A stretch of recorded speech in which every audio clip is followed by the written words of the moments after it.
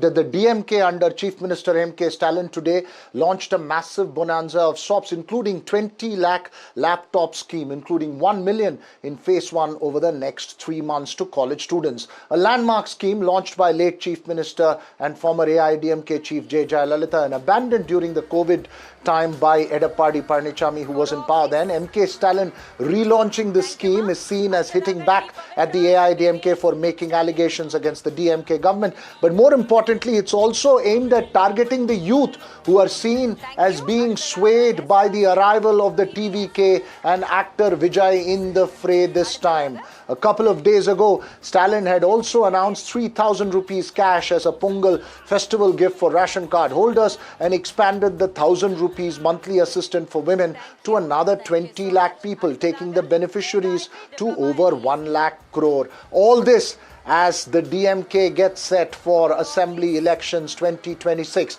Listen in to the Tamil Nadu Chief Minister and the Deputy Chief Minister who spoke at the event to release that laptop scheme.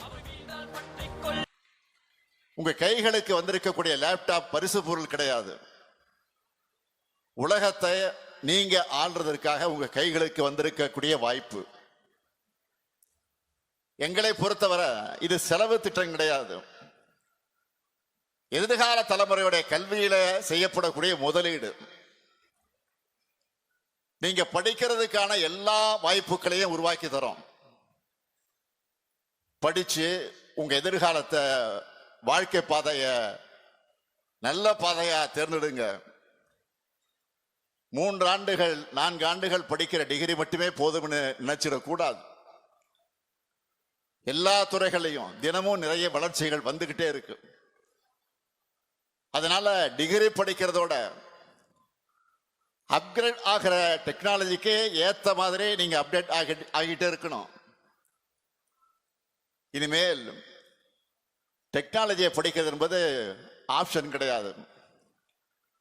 உங்க ஃபீல்ட்ல நீங்க நிலைச்சு நிக்கிறதுக்கு அவசியமாக இருக்கிறது.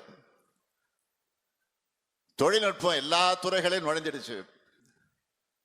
எல்லாத்துக்கும் மேல எல்லாருடைய கைகளும் இன்னைக்கு பார்க்கிறோம், எல்லாருடைய கைகளுக்கும் அது வந்துடுச்சு. அதை முறையா பயன்படுத்தி நாம முன்னேறணும்.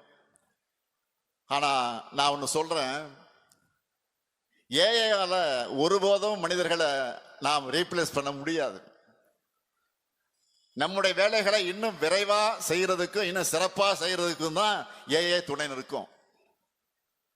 ஸ்கில் அடிப்படையிலான வேலை வாய்ப்புகளை நிறைய உருவாக்கி இருக்கு. அதையெல்லாம் நீங்க பயன்படுத்திக்கிட்டு முன்னேறணும். போன ஜெனரேஷன் இளைஞர்கள் அறிவுக்காக பல புத்தகங்களை தேடி அலையணும். இன்னைக்கு உங்க கைகளில் வந்திருக்கக்கூடிய லேப்டாப்பை சும்மா படம் பார்க்க, கேம்ஸ் விளையாட பயன்படுத்த போறீங்களா? இல்ல உங்க கேரியருக்கான லான்ச் பேடா பயன்படுத்திருக்க போறீங்களா? இதுதான் நாங்க உங்க முன்னாடி வைக்கக்கூடிய கேள்வி.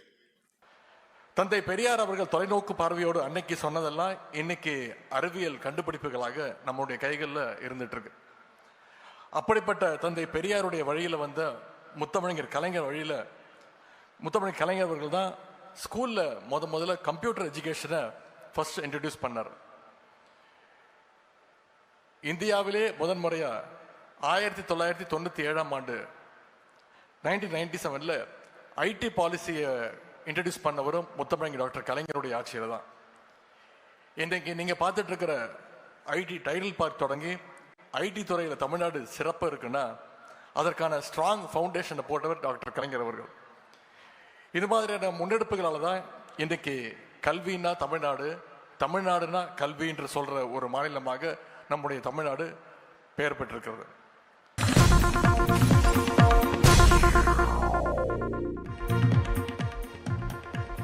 Well, as I mentioned, the DMK's laptop scheme aimed at countering the TVK as well. The TVK has hit out over the 3,000 rupees cash as Pongal festival gift for ration card holders. The TVK has posted on X saying this recent announcement is not a plan to address people's basic problems. Rather, it's merely a scheme devised out of fear of defeat in the upcoming assembly elections. On the one side, allegations against the DMK government.